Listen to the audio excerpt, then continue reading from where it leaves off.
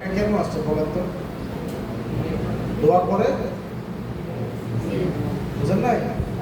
এর জন্য মানুষ ওয়াজ দেখবেন যে ওই বক্তার দিকে তাকায় তার কোনো মনোযোগ নাই, তার মনোযোগ হলো ওই যে প্যান্ডেলের ওই দিকে, যে কিসের দিকে দেখে দিকে ডেট কয়টা আজকে পাইছে, খিচুড়ি না বিরিয়ানি, গরু দিয়া না মুরগি দিয়া, মানুষ এগুলো নিয়ে একটা সাড়ে করে। কিন্তু আমরা এখানে যে সুন্নতের মুযাকারাটা করি, এইটা একদম সে রাসূলুল্লাহর ভালোবাসায় সিক্ত হইয়া মহব্বত নিয়ে আল্লাহ রসুলকে ধারণ করার জন্য। তো এইরকম অনুভূতি নিয়ে যারা করে তাদের ফায়দা হয়, এরকম অনুভূতি নিয়ে যারা করে তাদের ফায়দা হয়। একই মাদ্রাসায় পড়ে কিছু তালেবে ইলম রাসূলুল্লাহকে স্বপ্ন দেখে, আছে না? কি বলেন? আপনি মনে করতেছেন আমি তো স্বপ্নে ওলট পালট জিনিসপত্র দেখি, সবাই মনে হয় ওলট পালট দেখে না। আপনার পাশে শুয়ে একজন রাসূলুল্লাহকে দেখতেছে, আপনি শুয়ে ওলট পালট দেখতেছেন। আপনার সাথে একই হুজুরের একই গ্রুপে পড়া কেউ কেউ আল্লাহ পাকের অনেক কাছে চলে যেতেছে, আল্লাহ পাকের অনেক মহব্বত তার নসিব হয়ে যেতেছে, আপনি এখনো পিছিয়ে পড়ে আছেন। তো ভাই এজন্য ওই যে আপনারা হাদিস পড়েছেন ইন্নামাল আমালু বিন্নিয়াত, নিয়ত অনুযায়ী ফলাফল। এই হাদিসের সরল তর্জমা হইল আপনার যেটা নিয়ত আপনি ফলাফলও তেমন পাবেন।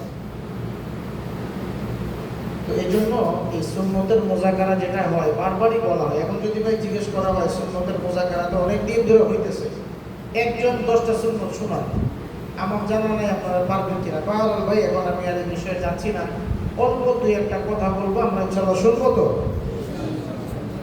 আপনারা জানেন আমরা ইনশাল্লাহ তাআলা আগামী 3 দিন কিসের রোজা রাখবো? আইয়ামে বীজ। নাম কি বলেন?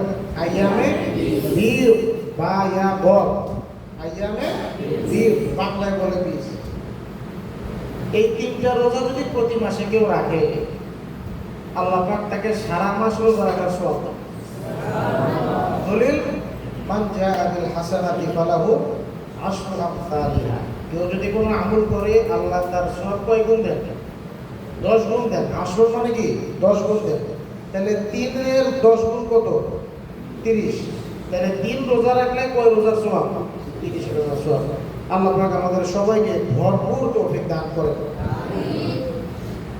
তো ভাই আমি অল্প দুই একটা কথা বলবো, একটু খেয়াল করে শুনেন। দেখেন, আমি যদি চোখ বন্ধ করে থাকি যে আমি কিছু দেখি না, দুনিয়া কি থাইমা থাকবে না দুনিয়া চলতে থাকবে? কি বলেন? দুনিয়া চলতে থাকবে, দুনিয়ার সামনে যাইতে থাকবে, কিন্তু আমি কোথায় পড়ে থাকবো? পিছে পড়ে থাকবো। তো একটা তালেবে ইলম আপনি মাদ্রাসায় পড়তেছেন নাকি স্কুলে পড়তেছেন নাকি আপনি কর্মমুখী শিক্ষা শিখতেছেন, এইটা যতটুকু গুরুত্বপূর্ণ তার থেকে অনেক বেশি গুরুত্বপূর্ণ আপনি কি শিখতেছেন সেটা।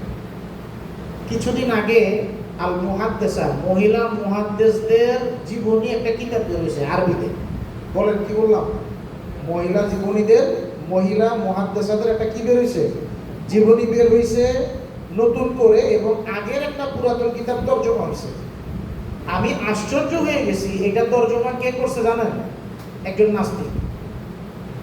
একজন কি? নাস্তিক। অর্থাৎ সে কি মৌলবী সাহেব? নাস্তিক মানে মৌলবী সাহেব, বড় হুজুর। উনি কি অনেক বড় আলেম, দিনদার, মুত্তাকি, পরেশগার, আল্লাহ বলা? কিছুই না। কিন্তু আরবিতে তার এত দখল যে 200-300 বছর আগের কিতাব সে বাংলা তর্জমা করতেছে। আর আপনি এখন রানী মাদ্রাসার তালেবে ইলম, আপনি 1 পৃষ্ঠা আরবি লিখতে পারেন, আরবি তো বাদই দিলাম, বাংলায় লিখতে পারেন না।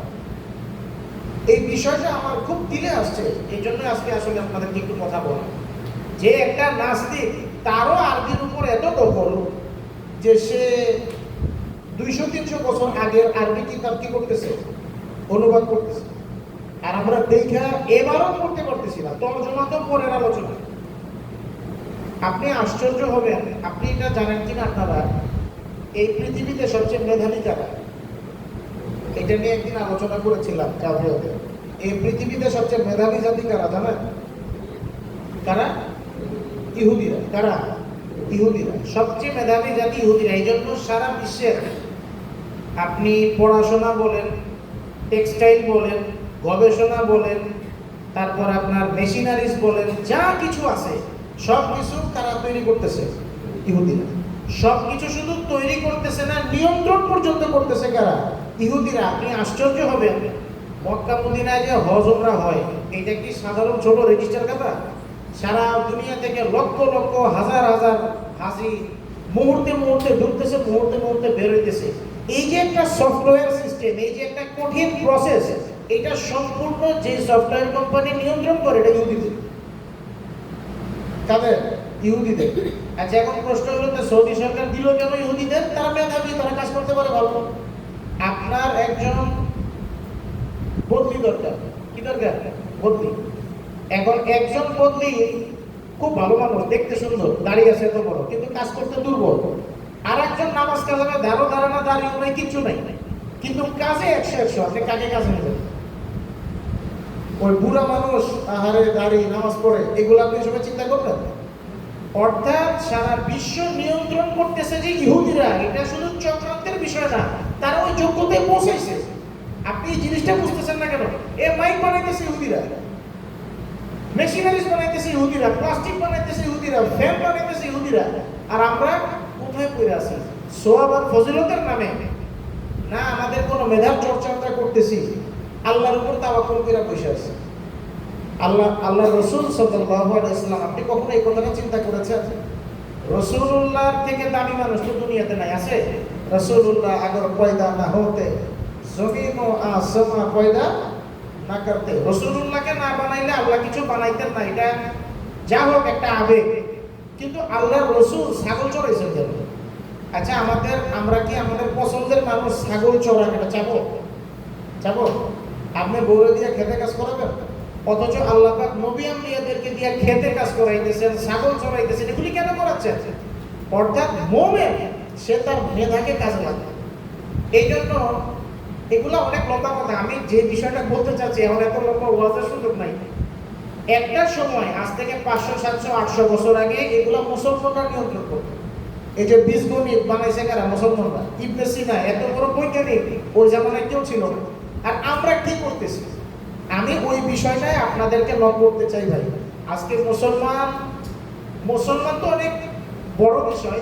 আপনি ছোট করে চিন্তা করেন, আপনি একজন তালিম ইলম, আপনি মাদ্রাসায় 5 বছর 7 বছর পড়তেছেন, আপনি এখন পর্যন্ত আরবি একটা মাকালা লিখতে পারেন না। একটা বিষয় যদি বলা হয়, ভাই তুমি নিজের সম্পর্কে, নাফসাক, তোমার সম্পর্কে তুমি 10টা বাক্য লেখো, হয়তো এবারও ভুল হবে, নাইলে বানান ভুল হবে, নাইলে তালাফুজ ভুল হবে, নাইলে মানে খাতার এদিক দিয়ে শুরু হবে, খাতার শেষ পথে যায় শেষ হবে।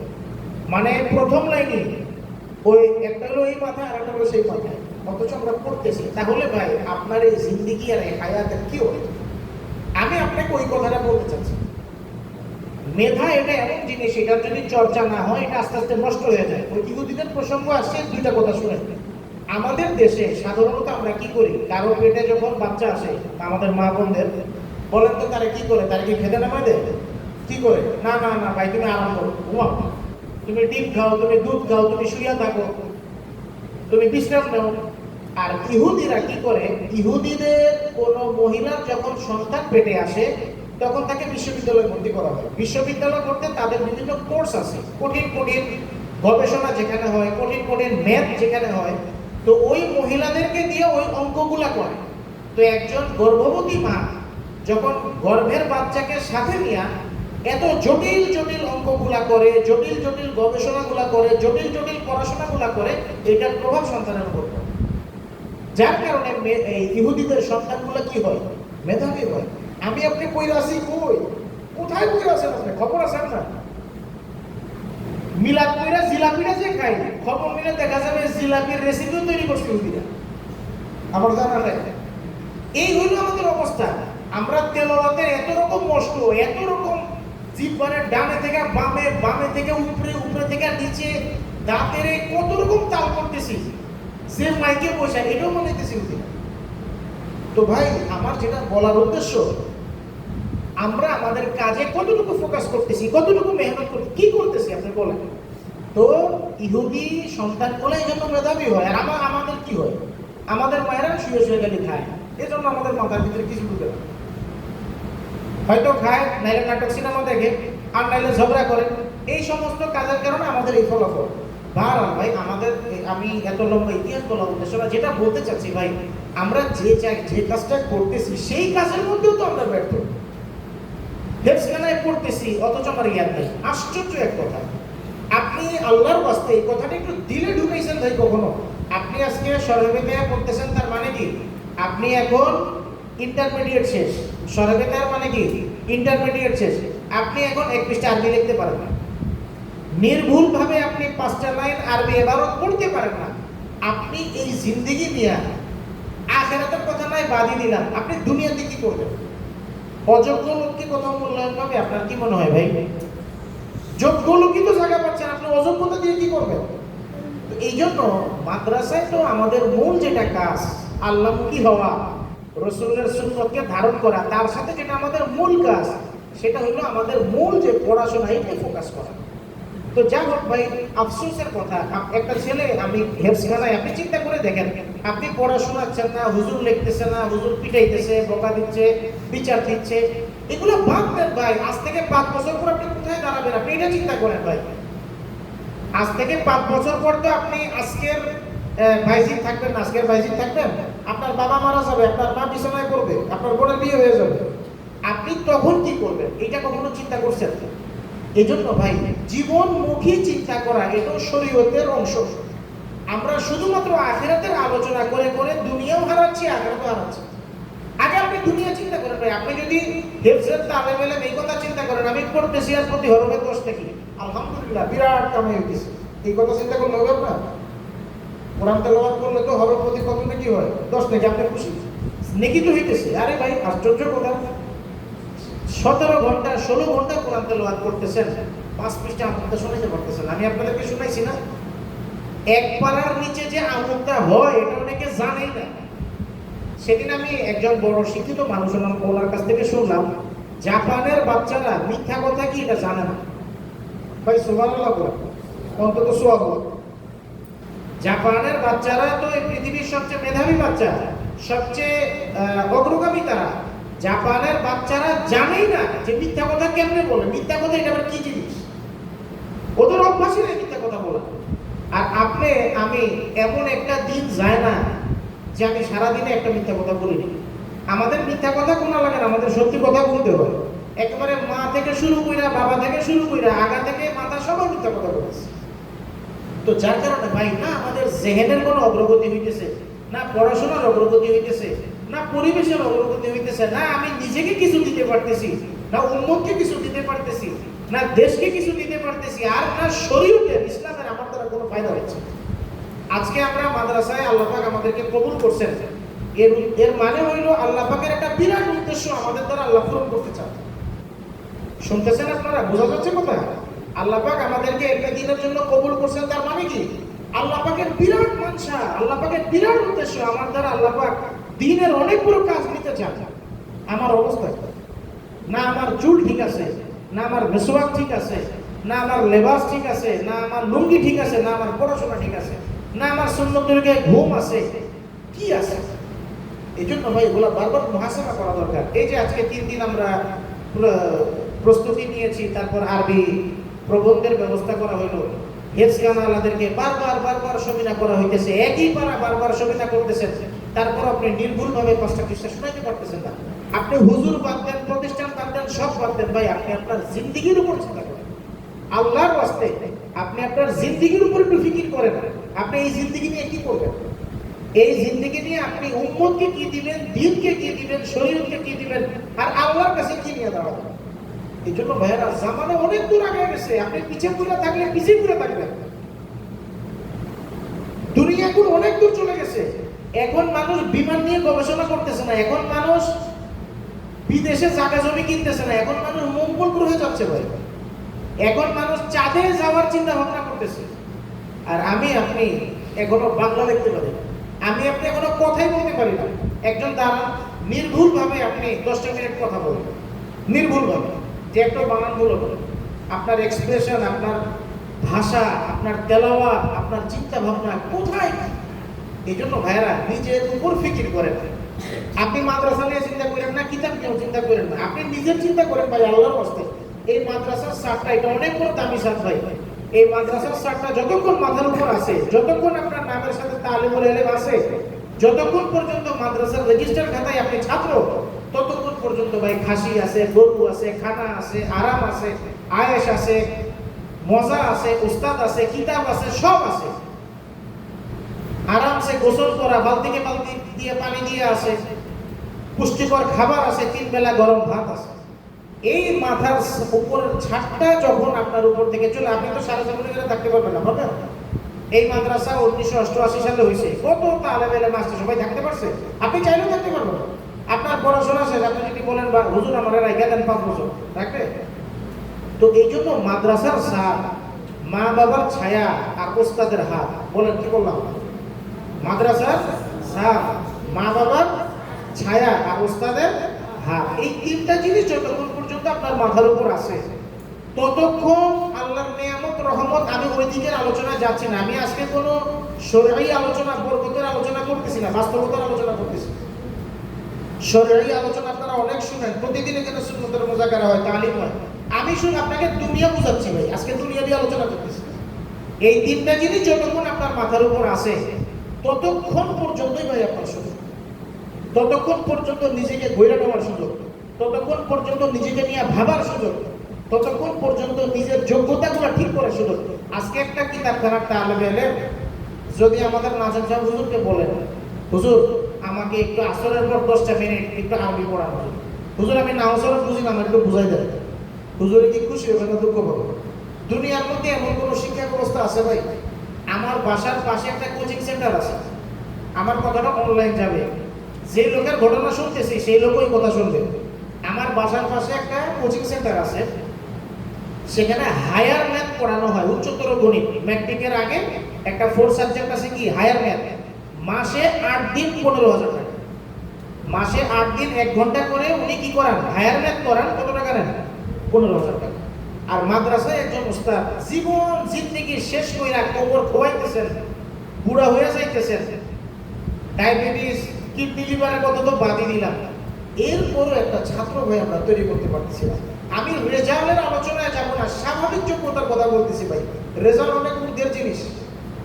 এরপরে একটা তালেবে ইলমকে মেহনত করায় আমরা একটা স্বাভাবিক তালেবে ইলম, যে একটা ছেলে যেই জামাতে পড়তেছে সেই জামাতের মানের আরবিটা সে জানুক, যে জামাতে পড়তেছে সেই জামাতের মানের আরবিটা সে লেখুক, যে জামাতে পড়তেছে সেই জামাতের মানের কথাবার্তা সে বলুক, হেফজ পড়তেছে অন্তত ন্যূনতম মানসম্মত তেলাওয়াতটা সে করুক। আফসোস, আফসোস ভাই, আমি বিভিন্ন ওস্তাদদেরকে হেফজখানায় পরীক্ষা নিতে পাঠাই, বলে হুজুর কিতাবের পৃষ্ঠা শুরু থেকে পড়তে পারতেছেন, পৃষ্ঠা শুরু থেকে যে ভাই আপনি পড়তে পারতেছেন না, হুজুর আপনাকে সুয়াল করছে, আপনি সদিন আগে পড়ছেন, ওই সুয়াল করতে করতে আপনার রাতের গরম খানা তৈরি। এখানে আপনাদের ওয়াজ ভালো লাগুক আর খারাপ লাগুক, খানা তৈরি হয়ে আছে। রাতের খাবার হইতে হইতে সকালে সাহারি কি খাবেন, পুষ্টিকর খাবার হচ্ছে কিনা, মাছ গোশ হচ্ছে কিনা, সব তৈরি হয়ে যাইতেছে। কতক্ষণ? যতক্ষণ এই ছাদটা আপনার উপরে আছে। এই ছাদটা যখন আপনার উপর থেকে চলে যাবে, যে কোনো কারণে হোক বা পড়াশোনা শেষ হোক, এরপরে যদি ভাই আপনি অযোগ্য হয়ে থাকেন, এই অযোগ্য লোক আপনি কোথায় মূল্যায়ন পাবেন? আপনাকে কে মূল্যায়ন করবে? কে আপনাকে ডাকবে? এই জন্য ভাইরা এই কথাগুলো বলার উদ্দেশ্য আপনাদের দিলকে ছোঁয়া, অন্তত নিজের উপর একটু গ্রহণ করেন। আমি বলতেছি না সবাই যোগ্য হবে, এটা অসম্ভব। আল্লাহ হাতের আঙ্গুলি 5টা সমান বানান নাই। আপনারা এখানে অনেক দুর্বল ছাত্র আছেন, অনেক অযোগ্য ছাত্র আছেন, অনেক সমস্যা, এটা নিয়ে আপনার কোনো ফিকির আছে না। আপনি কালকে একটা পৃষ্ঠা নির্ভুল প্রবন্ধ লিখতে পারলেন না, আপনি আজকে বিকালে কেন ঘুরতে গেলেন ভাই? আপনার হায়া হলো না কেন? আপনি 3 দিন কিতাবখানার সবল বন্ধ করে প্রস্তুতি নিলেন, তারপর আপনি 20 মিনিট বাংলা বক্তব্য দিতে পারলেন না, আপনি ভাই কালকে রাত্রে ঘুমাইলেন কিভাবে? আপনার হায়া হলো না কেন? কালকে আজকে যান, আজকে বিকেলে আপনি ঘুরলেন কিভাবে ভাই? আজকে দুপুরের খানাটা আপনার একটু দেরিতে খাইতে কি ইচ্ছা করে নাই? যে আয় হায় আমি তো 3 দিন প্রস্তুতি নিলাম, বলতে পারলাম না আল্লাহ আমি খানা খাচ্ছি, আমি এই শরীরটার খাবার দিতেছি, আমি এটা খায়া আবার পায়খানা করতে যাব, এটা আমার জিন্দেগি, এটা আমার হায়াত, আমি এত মূল্যহীন। এই ফিকির আপনার ভিতরে আসে না কেন? আপনার ভিতরে যতক্ষণ পর্যন্ত ফিকির তৈরি না হবে ভাই, আমি এখানে যতই ওয়াজ করি, ওয়াজ তো জীবন ভর চলতেছে। এখানে হুজুররা প্রতিদিন কথা বলতেছেন, প্রতিদিন সবকের কথা শুনতেছেন, প্রতিদিন কিতাব পড়তেছেন, 5 ওয়াক্ত নামাজ পড়তেছেন, কি লাভ হচ্ছে? আপনার দিল যদি কথা না তৈরি হয়, কথা না নেয়, কোনো ফায়দা হবে না। এখানে ওয়াজে কিচ্ছু হবে না। 5 ওয়াক্ত নামাজ আপনিও পড়তেছেন, একটা সাধারণ মুসলমানও পড়ে, এগুলা কোনো মাদ্রাসার একটা তালেব ইলম নামাজ পড়ে, পাগড়ি বাঁধে, তেলাওয়াত করে, এগুলো কোনো ঘটনা না, এগুলো কোনো আলোচনা না, এগুলো সাধারণ মূর্খ মানুষের আলোচনা। আপনিও নামাজ পড়েন, একটা রিকশাওয়ালাও নামাজ পড়ে, সমান, সেবা নিঃসন্দেহে সমান। তো আপনার ভিতরে যদি কোয়ালিটি তৈরি না হয়, আপনার ভিতরে যদি যোগ্যতা তৈরি না হয়, আপনি যদি উম্মতের মধ্যে সেরা না হইতে পারেন, আপনি যদি আপনার অঙ্গনের মধ্যে সেরা না হইতে পারেন, ভাই আপনি আপনার এই জিন্দেগি দিয়ে কি করবেন, কি দিবেন? ব্রেন দুর্বল হইতে পারে, আমি বারবার বলতেছি। অনেকে হতাশ হয়ে পড়েন, আপনার ভিতরে কোনো চেষ্টা আছে কি? আমি অনেক তালেব ইলম ভাই দেখি একদম সে দুর্বল, সারাদিন চুল আছড়াইতেছে। আপনার হায়া হইল না ভাই? একটু লজ্জা হইল না? আপনি ঘন্টাকে ঘন্টা জামা কাপড় সাবান লাগায় ডলতেই আছে। আমি দেখি 3 দিন ধরে সবক শোনে না, একবারও নির্ভুল ভাবে পড়তে পারতেছে না, কাপড় ধুইতেই আছে, উনি ধুইতে কাপড় সাদা দিয়ে কি করবেন আপনি? এই সাদা কাপড় পরে আপনি কারে দেখাবেন? জিন্দেগির একটা পর্যায়ে তো আপনার উপর ছুঁড়ে ফেলবে, আপনি জামা গায়ে দিয়ে কি করবেন? এই জন্য ভাই, আল্লাহর বাস্তে আমার কথাগুলা দিলের কানে শুনেন। বছর শেষ, আমি বারবার বলছি, সে মাহি ইমতিহানের পরে বুঝেন আর না বুঝেন, এই 3 মাসই পরীক্ষার পর থেকে বছর শেষ হয়ে যায়। এখন বছর শুরু হইতে শেষ হবে। আজকে অগাস্ট মাসের 27 তারিখ, আগস্ট মাস বাদ দেন। আগস্ট এই শব্দটা ভুল, কেমন? ইংলিশে সঠিক উচ্চারণ কি? অগাস্ট। কি বলছি বলেন? অগাস্ট। তাইলে অগাস্ট মাস শেষ, সেপ্টেম্বর মাসটা খালি আছে, অক্টোবরে পরীক্ষা ছুটি হাবিজাবি করতে করতে শেষ, এরপর নভেম্বর মাস, অর্থাৎ 2 মাস শুধু ক্লাস হবে ঠিক মতন। এই 2 মাসের মধ্যে শুক্রবার কয়টা? 8টা, তাহলে 8 দিন শেষ। 2 মাসের থেকে 8 দিন শেষ। এর মধ্যে আপনার একদিন চুলকানি হবে, শুনুন নাই? একদিন আপনার মাথা ব্যথা হবে, একদিন আপনি ভোগ দিয়া যাবেন, একদিন আপনার বাড়ি থেকে আসতে আবার 6 দিন দেরি হবে। আপনি পড়াশোনার আছে কয়দিন? আপনি নিজে হিসাব করেন।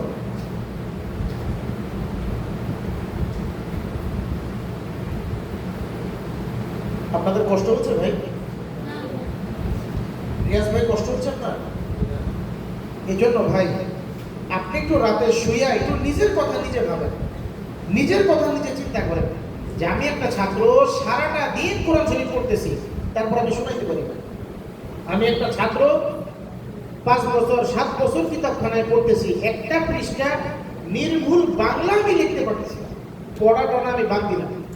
এই জন্য ভাই, যোগ্যতার কোনো বিকল্প নাই। একটা জামানা ছিল, একটা সময় ছিল, এখন একটু মজাকি কথা, আপনারাও দেশ গ্রামে হয়তো দেখছেন, বাম হাতে সোনালী ঘড়ি, কেমন? গাড়ে লাল রুমাল, লাল পায়জামা, সবুজ জামা, পকেটে সোনালী কলম নিয়ে হুজুরে রওনা করছে কোথায়? খতম করতে। এগুলি এখন আছে? আগে খতম করতে কোনো হুজুর গেলে মানুষ খুশি হইতো, আহা হুজুররা আসছে, কি করতে? কোরআন শরীফ পড়তে। এখন মানুষ, ও আচ্ছা হুজুর আসছেন, বসেন, আর পিছে ডুবে যায় বলে সালাদ করতে কোনো কাম নাই, খতম করার পয়সা নাই, খাইতে এসে। মানুষ এখন খুশি হয় না, মানুষ এখন খতম যে পড়ায় এটাও দায় ঠেকে যে আরে আমার বাবার মৃত্যুবার্ষিকী আসছে, হুজুরদেরকে যে খতম না দেওয়াইলে মানুষে কি করবে? এই যে দিনও থাকবে না ভাই। আগে মিলাদুন্নবী, এখন মিলাদুন্নবী আছে, এখন খতম আছে। আপনারা এগুলা কম বুঝবেন, হুজুরের বুঝবে। আজ থেকে 10 বছর আগে যে পরিমাণ খতম ছিল, এখন খতম আছে? খতম নাই। আগে আমরা এই মাদ্রাসায় যখন আসছি 10-12 বছর আগে, মসজিদে সপ্তাহে 3-4 দিন মিলাদ থাকতো। ওই যে আমাদের নাজমুল সাহেব হুজুর আছে, পুরাতন ছাত্র তো না, হাইবুল্লাহ কই আছে? হাইবুল্লাহ কই? হ্যাঁ, কই গেছে? আচ্ছা, যাই হোক, সপ্তাহে 3 দিন মিলাদ থাকতো। এখন মিলাদ আছে? এখন মিলাদ 2 মাস পরে একটা হয়, তাও জিলাপি ভাগে পড়েন আপনারা। অর্থাৎ মানুষ আস্তে আস্তে সব বাদ দিয়ে দিতেছে। এই যে আমাদের হাবিবুল্লাহ ভাই আছে, মিলাদের ম্যানেজার, ওনার কাছে খবরগুলো পান, আগের মতো মিলাদ আছে? কিচ্ছু নাই, এগুলা কিচ্ছু থাকবে না ভাই। এখন মানুষ মরার নামে যে খাওয়াইতেছে, আগের থেকে অনেক কমে গেছে। সামনে আরো থাকবে না। তো এগুলা যদি আপনার রুটি রুজির মাধ্যম হয় যে খতম করব, রমজানে কোরআন শরীফ বিক্রি করব, রমজানে কোরআন শরীফ বিক্রি বুঝছেন তো? বুঝেন নাই? মানে মসজিদের সামনে টেবিলে কোরআন শরীফ বিক্রি, এটা কোনটা? ওই যে ওইটা আর কি, ওইটা আর না বলি। তো এগুলি যদি আপনার রুটি রুজির মাধ্যম হয়, আপনার আর উপায় আছে? খতম করাই আপনার পেট চালাইতে হবে, এতে মরে যাওয়া বলবো কি জন্য? এইটা আপনার কাজ। এটা সাহাবায়ে কেরাম শিখাইছে আমাদেরকে এগুলা। আল্লাহ আমাদের সবাইকে হেফাজত করেন। বাবা ভাই, যেটা বলতে চাই, জিন্দেগির উপর একটু রহম করেন, নিজের জিন্দেগির উপর নিজে রহম করেন। একটু বুকে হাত দেন, একটু রাতে শুয়ে চোখটা বন্ধ করেন। এ রাতে শুয়ে শুয়েও একটা একটা খুঁজে দিয়েছেন, অথচ আপনি বার হচ্ছেন। আফসোসের খুব আফসোস লাগে ভাই, আমি মাঝে মধ্যে যে যাই খুব আফসোস নিয়ে আসে যে একটা ছোট যে আমাদের ইমন ভাই, ওনার কাজই হলো শুয়ে আর একটা খোঁজা দেওয়া। উনিও খোঁজা দেয়, আমাদের ওই যে মাহাদি ভাইও খোঁজা দেয়, একই লোক। ছোট ছেলে তো খোঁচাখুচি করবে, লাফালাফি করবে, একটা করে উষ্টাবে, মাথার উপর বাড়ি মারবে, এটা ছোট ছেলে করবে। আপনি কিতাবখানায় কাফিয়া পড়তেছেন, আপনিও শুয়ে শুয়ে খোঁচাইতেছেন, আপনিও শুয়ে শুয়ে আড্ডা মারতেছেন, আপনিও শুয়ে শুয়ে আলাপ করতেছেন। কালকে বিকালে আজকে তো কিছু এদিক, কালকে যাবো এদিক। এটা একটা তালেবে ইলমের আলোচনা ভাই। অথচ আজকে আলাপ করতে যে ভাই, কিতাবখানার তালেবে ইলমরা কিতাবখানায় পড়তে পড়তে বহু আরএসি কিতাব মোতালা করে ফেলে। আপনি এখন পর্যন্ত আপনার দর্শী কিতাবটাই মোতালা করে শেষ করতে পারেন না, টাকরার করার সময় নেই। সামনের কিতাব সবক দেখাবে, এটা বাদই দিলাম, এটা তো একেবারে স্বপ্নের ব্যাপার। এই জন্য ভাইয়ারা, দিন কিন্তু চলে যেতেছে, আপনাদের যে জন্য বলা, দিন চলে যেতেছে ভাই। বছর শেষ, এই বছর শেষ হয়ে যাবে, আবার নতুন বছর আসবে, ওস্তাদ আবার কিতাব শুরু করবেন। আপনি এইভাবে করতে করতে দেখবেন 2-1 বছর 3 বছরের মধ্যে আপনার পড়াশোনা শেষ হয়ে গেছে, মাদ্রাসা থেকে আপনি বের হয়ে গেলেন। এরপরে আপনার জিন্দেগিটা কি হবে? আপনি উম্মতের কাছে কি পরিচয় দিবেন নিজের? এই উম্মতের সামনে আপনি কি নিয়ে দাঁড়াবেন? এখন পর্যন্ত দোয়া কোনোদিন বলে অনেকে পারে না। আল্লাহ পাক আমাদের সবাইকে জিন্দেগির গুরুত্ব বোঝার তৌফিক দান করেন, আমাদের সবার জিন্দেগিকে মেসালি জিন্দেগি বানানোর তৌফিক দান করেন, আমাদের জিন্দেগিতে ভরপুর বরকত দান করেন, এলেমে বরকত দান করেন, আমলে বরকত দান করেন। আমাদের চিন্তা স্বপ্ন যত দূর যায় তার থেকেও আল্লাহ অনেক বড় হওয়ার তৌফিক দান করেন। তো ভাই,